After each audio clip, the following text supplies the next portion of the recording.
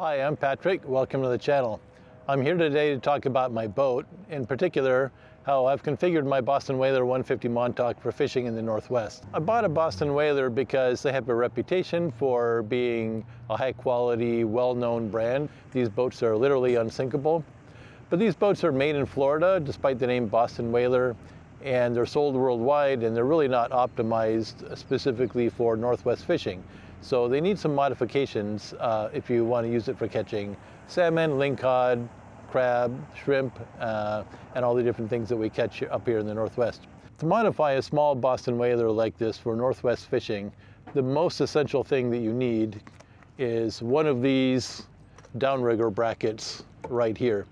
I don't know where these are sold, if anywhere. I know that you can have them installed by Union Marine, which is the Boston Whaler dealer in Western Washington, based in Seattle. Once you have that done, you also need to have power to downriggers. You could use manual downriggers, but most people find that it's not long before they want to move up to electrics. You can see that I've got two of these Marinco plugs here that have 12 volts on them. Each one of them has a 30 amp breaker, which is necessary. The sponson over there on the far side, where the Yeti buckets are, is not usable for anything. So you can't run power over there. So what you got to do for the port side downrigger is run the cord all the way over here. I think it would have been a little smarter to put the plug right here, somewhere over here or over here. But such as it is, it works okay. The next thing I'd recommend is the second battery. I call one my fishing battery and the other my get home battery. I switch to the fishing battery if I'm going to be trolling on the kicker all day, or any time I'm going to be using power without adding any. That way I'm always guaranteed to be able to start the main engine again on the get home battery. I also recommend some kind of way to mount a net onto the boat. In this case, I just took a rod holder and I mounted it on this grab rail right here, and it mounts vertically right there, and it works fine.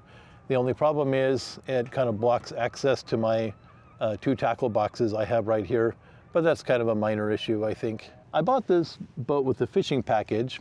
The fishing package is essentially the cooler seat right here with this and these rod holders with the backrest and these two tackle boxes right here. I decided not to use these for tackle.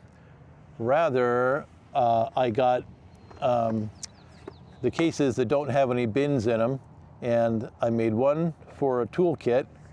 As you can see, I have all kinds of different things that you might need when you're out on the water and that I frequently use, or that I have as an emergency backup. And the top one I use as a first aid kit. And I have had to use that one several times as well. So I think that's better than having tackle there. I can always keep tackle in my tackle box. I've kind of got everything but the kitchen sink in the console here. The 150 Montauk does not have a lot of storage. In the door here, I keep my Coast Guard required flares, fish bunker, boat registration, a crab gauge, a paper chart of the area that I like to fish in the most, various fish identification charts, the spare handheld, a flashlight, kill switch lanyard, a Sharpie. It's surprising how often I need to do something like update the address on the crab pot, the USB charging cable, flasher kit, tackle box, another one for my buddy, and as well as his flasher kit, spare PFD, binoculars, additional tools, manuals for the outboard and for the kicker, tools for the kicker, screwdrivers, hammer, Fluke 325 clamp meter, bilge pump, fishing gloves, sunblock, zip ties, hand sanitizer. And one thing I missed that I'm going to put in when I get home is paper towels. You can't really see it, but I have a battery charger there, a 2-bank battery charger for my batteries, so that I can just plug it in whenever I get home, and then I never have to worry about my batteries being charged. I like to use bungees to hold one bucket in, and then there's another bucket on top that I can just grab. So the bottom one is essentially a holder for the top one. This boat strangely did not come with a fuel water separator, so I put one in, and I've also got a little valve in there for shutting off fuel to the kicker. Over here you can see my mounting bracket for the kicker. I don't use it a lot, but there are times when I absolutely need it. You basically put it like that and shove it down, and it shoves your kicker right into the water. It's pretty effective, pretty cool, pretty convenient. The problem with it is that it weighs 20 pounds all by itself. So if you think you have a 55-pound kicker, you really have a 75-pound kicker. For the kicker, I chose the Suzuki 6-horse, but I haven't been happy with this setup. Even though it's the lightest in its class, with this mount it's right at max transom weight. I was hoping that all that power would let me use it for Chinook and coho, but it hasn't worked out. In normal conditions, it can easily drive the boat at 5 miles an hour, but downrigger balls add a lot of drag, enough that I have to use wide open throttle to go 3.5 miles an hour. Since I don't want to listen to that all day, I'll wind up trolling on the main anyway. Yet, when I run it at idle, it's still too fast for sockeye, and I have to use additional means to slow the boat down. If I had it to do all over again, I'd give up on using the kicker for Chinook and coho, and just use the little Suzuki 2.5 horse for sockeye. It doesn't have an external fuel connection, just a tiny internal tank that won't last all day, but I think it could be modified.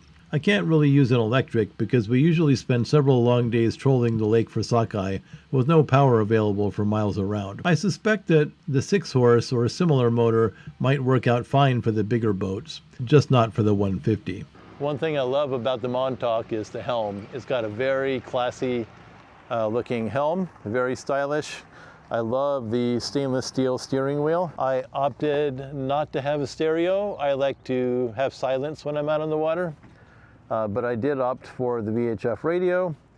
The 150 Montauk does not have a horn, so you have to use a can horn, and I always make sure to keep one right here. I love this RAM mount for my phone, and usually when I'm out on the water, especially when I'm fishing, I like to put my phone here, and I use the Navionics mobile app for navigation, and I use the MFD for the fish finder. I always make sure and keep a couple of water bottles here.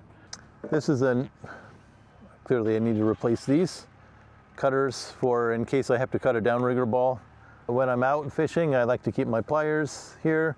This is a pretty convenient tool rack. This cooler is essential for fishing. I always have ice in it when I'm out. You could put live crabs in there. I usually don't put fish in there. I use a kill bag for that. This is the forward locker. I mostly keep an anchor in here. These are my downrigger balls. For my anchor, I keep a Danforth anchor. People debate about which kind of anchor is the best, but I use this one basically because it's what fits in the forward locker. I have got about 220 feet of rope and about 15 feet of chain. And I don't anchor very often, but when I do, I find that that's usually adequate.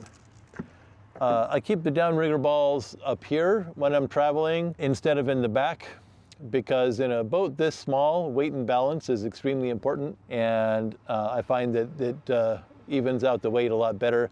It's noticeably more difficult to get on a plane if I have these in the back of the boat. I think the split bow rail was the right decision. It makes it easy to pull crab pots by hand if you have to, and it also makes it easy to get on and off the boat at a beach.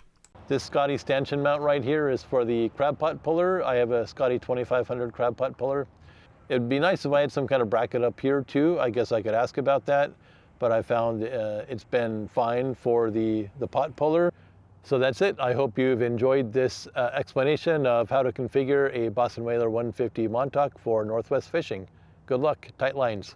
In the next video, I'll go one step further and show you how I use all this equipment to configure my boat differently for each fishery.